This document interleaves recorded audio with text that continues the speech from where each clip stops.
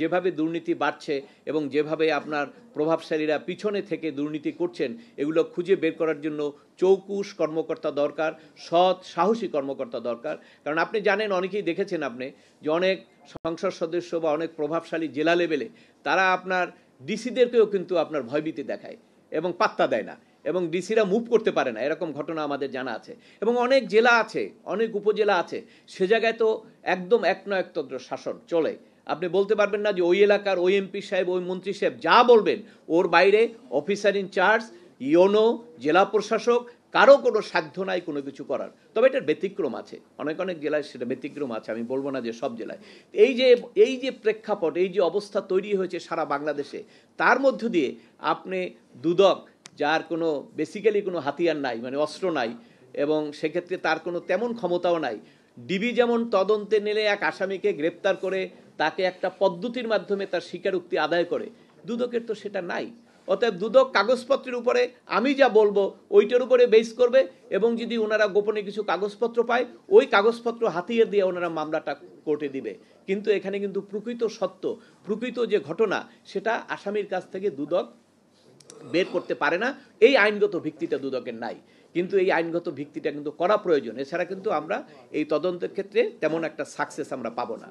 এরপরে আরও অনেক কথা বলতে হয়, সেটা হলো, আপনারা জানেন যে আজকে এই দুর্নীতির বিষয়ে যে শুধু আমরা বিভিন্ন সরকারি কর্মকর্তারা জড়িত তা কিন্তু না। আপনারা রিপোর্টে দেখেছেন, বিশ্ব রিপোর্টেও এসছে, আমাদের বিচার বিভাগ নিয়েও কিন্তু কথা এসছে, বিচার বিভাগের দুর্নীতি নিয়েও কিন্তু রিপোর্ট এসছে। কিন্তু আমরা কিন্তু দেখি যে এই ব্যাপারে দুদক খুব একটা অ্যাক্টিভ, হয়তো তারা মানে বিশেষভাবে হয়তো সাহস পান না, বা হয়তো এটাকে এড়িয়ে চলেন, যে কোনো কারণে হোক।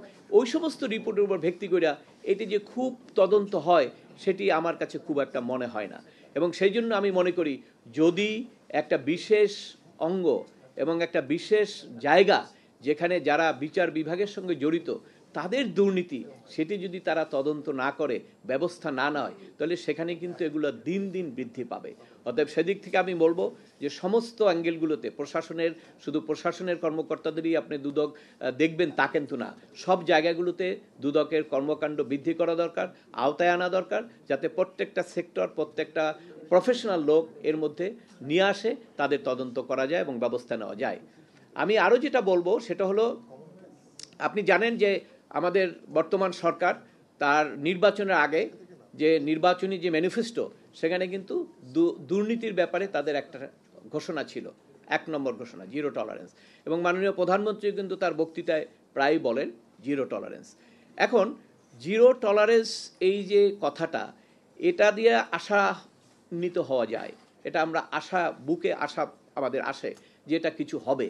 কিন্তু প্র্যাকটিক্যালি যত পরিমাণ দুর্নীতি হচ্ছে, তত পরিমাণ কি প্রতিকার পাচ্ছি আমরা, তত পরিমাণ কি তাদের বিরুদ্ধে ব্যবস্থা নেওয়া যাচ্ছে? সেটি নিশ্চয়ই আপনারা একমত পোষণ করবেন যে না, সেটা ততটা পারা যাচ্ছে না। তাহলে এই যে আপনার ঘোষণা এবং এই যে প্রধানমন্ত্রীর নির্দেশনা, এটির বাস্তবায়নটা কিভাবে হবে? সে বাস্তবায়ন করার ক্ষেত্রে কে ভূমিকা পালন করবে? কারণ আপনি জানেন যে একমাত্র দুদকই হলো এই দুর্নীতি দমনের প্রধান সেনাপতি, অন্যরা কিন্তু প্রধান সেনাপতি না। অর্থাৎ প্রধান সেনাপতির যদি ক্ষমতা বৃদ্ধি, তাকে যদি সেই সুযোগগুলো করে দেওয়া না হয়, কারণ দুদক কিন্তু নিজেরা আইন করতে পারে না, আইনটা করতে হবে কিন্তু পার্লামেন্টকে। এবং সেই ক্ষেত্রে পার্লামেন্টে আইন যেটা প্রণয়ন হয়, সেটি কিন্তু আমাদের আইন মন্ত্রণালয়ের উদ্যোগে ড্রাফটিং উইংয়ের মাধ্যমে প্রথম উদ্যোগ নিতে হয়। তো সেক্ষেত্রে কিন্তু তাদের সেই রকম কোনো উদ্যোগ আমরা দেখতে পাচ্ছি না যে এই দুদককে শক্তিশালী করে কিভাবে আরও ভবিষ্যতে দুর্নীতি কমানো যায়, সেইভাবে ব্যবস্থা নেওয়া। সুতরাং আমি দেখছি একদিক থেকে যে আমরা খুব প্রত্যাশা নিয়ে একটা আইন করেছি, একটা কমিশন করেছি, এবং আমরা সবাই তাকিয়ে আছি যে কিছু একটা হবে, দুর্নীতি কমবে, কিন্তু প্রত্যাশা অনুযায়ী আমরা কিন্তু সেটা পাচ্ছি না। এবং এই ব্যর্থতাটা, এই দুর্বলতাটা কে সমাধান করবে? আমি আহ্বান জানাবো সরকারকে। কারণ এই সমাধান এদেশের নাগরিকরা করতে পারবে না, এই সমাধান দুদক করতে পারবে না, আমরা কেউই করতে পারবো না। তবে এই সমাধান করার জন্য একমাত্র সরকারকে এগিয়ে আসতে হবে। যদি সরকার মনে প্রাণে বিশ্বাস করে জিরো টলারেন্স, তাহলে এই জিরো টলারেন্সের মাধ্যমে এই সমস্ত প্রভাবশালী, অর্থশালী দুর্নীতিবাজ, তাদেরকে আইনের আওতায় এনে সব কিছুই তাদের বিরুদ্ধে ব্যবস্থা নেওয়া সম্ভব, এবং সেইভাবে দুদককে সক্ষম করে ব্যবস্থা নিতে হবে।